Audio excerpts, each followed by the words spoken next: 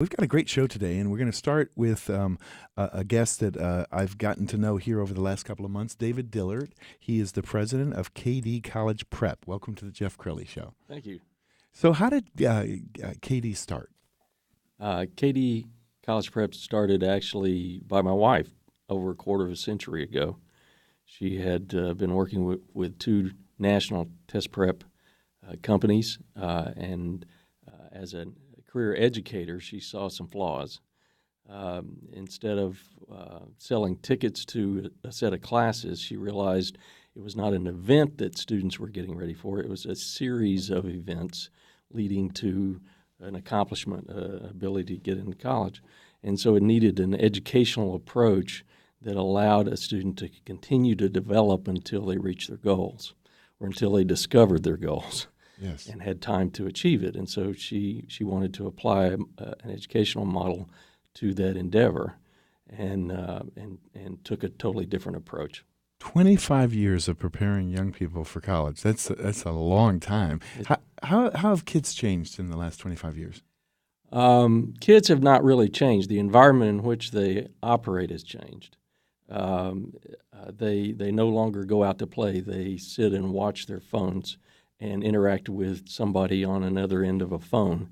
And so although the world is getting bigger, in some respects it's gotten smaller.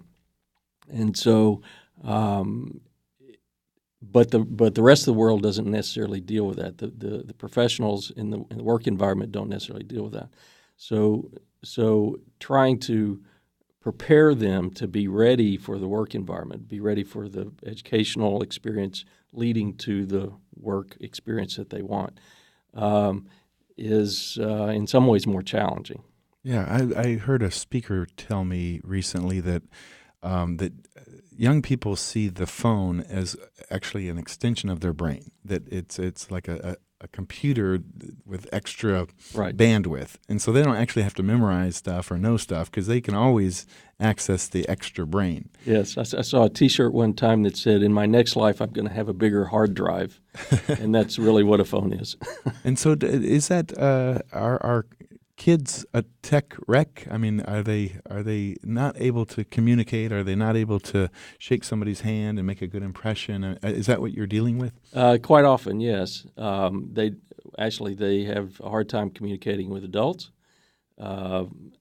Generally, I'm not sure that they read as much, and vocabulary is a stretch. It's a difficult thing, especially when they're asked to communicate on a college level in college admissions tests. And so it's something that we put a lot of attention to, trying to explain what is coming and help them be ready for it. And I know there are a lot of college prep services out there. What separates you, and how did you get to be so successful? I mean, 25 years is a long time. Yes, we've been doing it a long time. We now have 5 locations and work with probably 12,000 plus kids a year. But it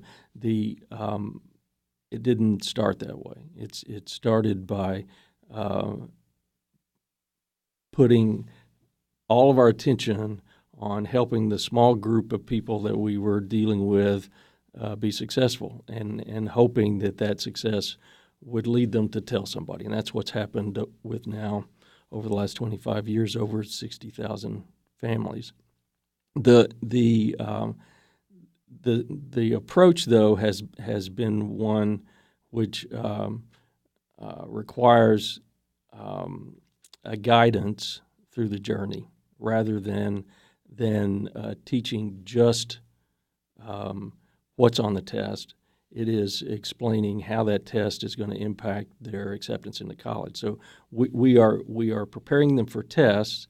We're giving them a structure and accountability to have a chance to reach their highest potential, and then educating them about the other elements of the journey that are going to allow them to be accepted. We were talking off the air about the idea of, some young people are being dragged there. Right. And so it's not like they're a student who's anxious. Right.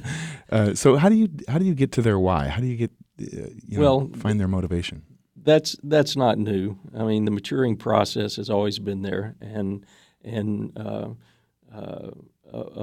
fully functioning male adult brain doesn't happen until late 20s, early 30s, I think. And so it's not unusual for a high school student not to have it all figured out. You know, some of us are still trying to figure out what we're going to do when we grow up. Absolutely. But we put a lot of effort into trying to connect them with their motivation as early as possible. How do you do that? Well, we start preaching it from the very first conversation we have as they come in and explore our program, and try to find out if they have a why. We then, in our initial orientation as they begin our program, are explaining how colleges make decisions and how their clarity in their goals will facilitate their accomplishment of that goal. And then in constant communication we're making along the way, we're reminding them and giving them resources to try to point them to the discovery of that goal. So it's a constant effort that has to be made. Well, let's talk about parents. How have parents changed in the last 25 years? I'm not sure the parents have changed, other than the competitive nature of the world, not just the educational environment, has probably heightened the skill set of a lot of parents that are trying to help students accomplish their goals. We don't call them helicopter parents anymore. We call them lawnmower parents because they don't just hover. They mow things down in front of their kids so that they can accomplish maybe the student's goal. Oftentimes it is the parent's goal. And do you find that if you're dealing with a lawnmower parent, they're not allowing the child to suffer failure or defeat or skin their knee? No, they don't. The student really doesn't have an appreciation for cause and effect. They don't have an understanding of personal responsibility. I've said for years that what we are really teaching is personal responsibility, not test prep. If I could bottle that or put it in a capsule, I would be on a beach somewhere. I would not be talking to you today. But it's not that easy. And so it is a constant struggle to connect human beings to personal responsibility. Free will is tough, and unfortunately, if you're creating a force field that keeps a child from understanding the implications of their actions, they are never going to learn that lesson. And what do you do in a situation where, the father or mother is a doctor and they've been preaching, we want you to be a doctor, and clearly you're dealing with a child who doesn't want to be a doctor? Well, we try to educate the parent as well. It's okay to be a doctor, but actually there is no such thing as a pre-med major. You're majoring in biology or chemistry or something, and getting the prerequisites necessary to apply for medical school. And so it's okay for you to want to be a doctor and to have various interests. Actually, medical schools love that they have well-rounded human beings that understand the world and other things that are going on. And so it's okay to be a English major or a psychology major or a business major or a Spanish major. It makes you a more well-rounded person to practice medicine. If you're doing that, then further down the line, as you have more education, you have more experience, students have a little more autonomy from their parents, then decisions can be made that are appropriate for that person's life. So parents don't have to give up on that dream. Students don't have to necessarily acquiesce to the parent, and you can develop keep your options open is what we try to give parents a chance to back off a little bit and students to still hold on to their dreams. My guest right now, David Dillard, he is the president of KD College Prep. They've been educating and training young people for college for more than 25 years. We were talking off the air about one college graduate who kind of served a notice on her parents. Yes. Tell me that story. Well, it was a perfect example of the point that you were making. This is a student that had been with us during high school, and we were reacquainted with her after college.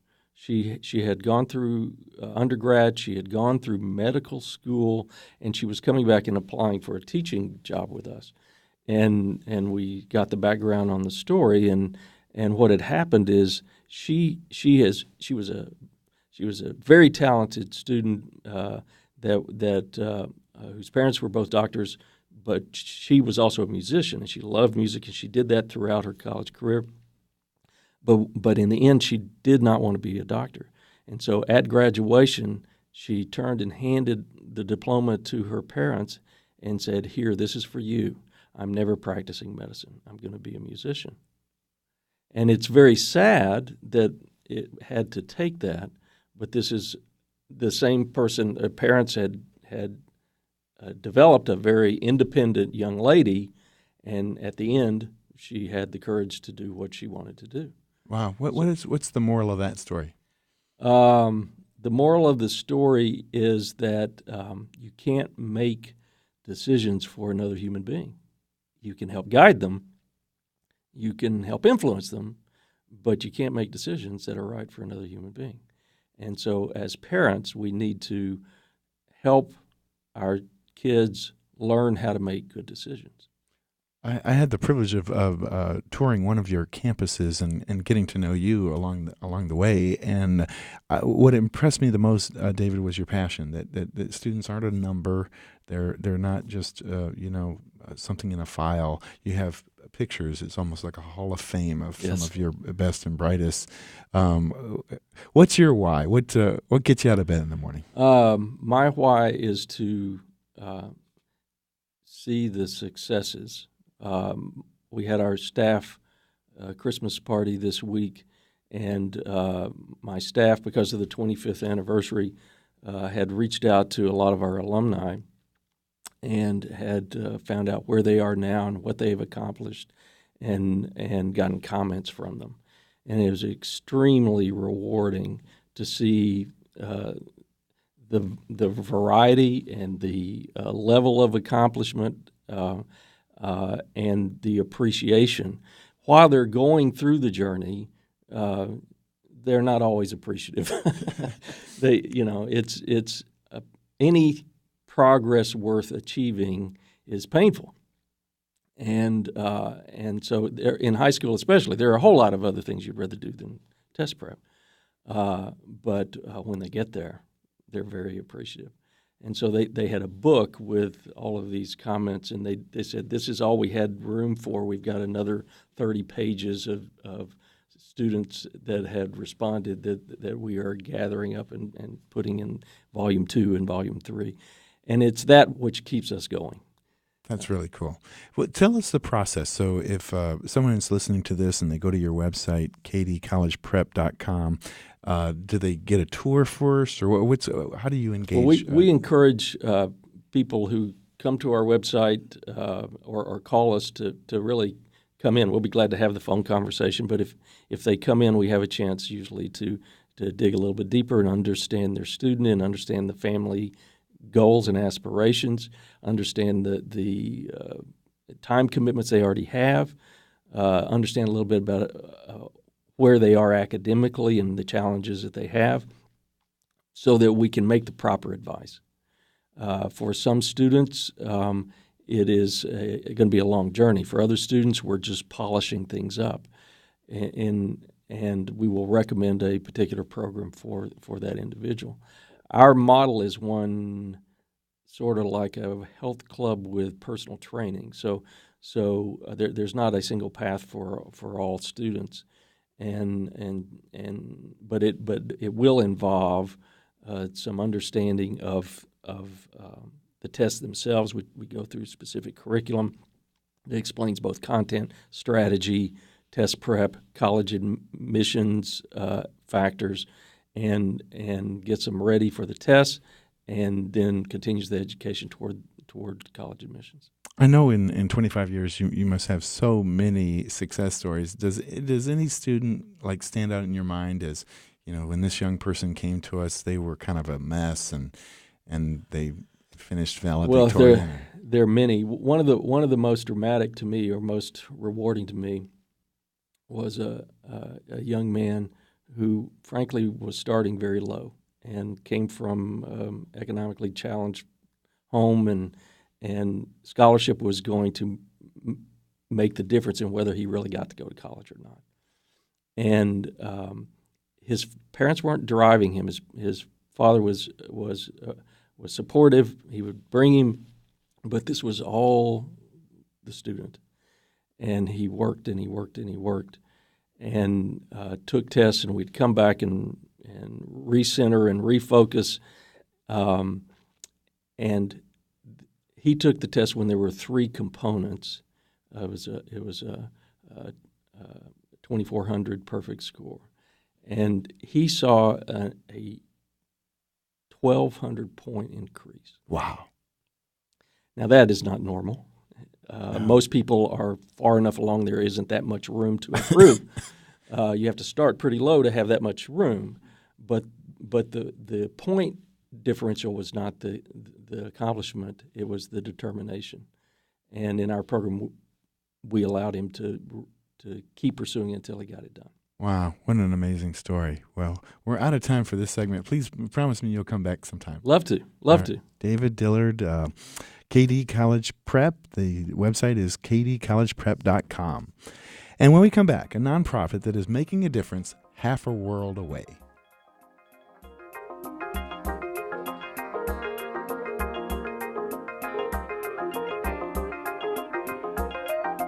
More of the Jeff Crilley Show coming up.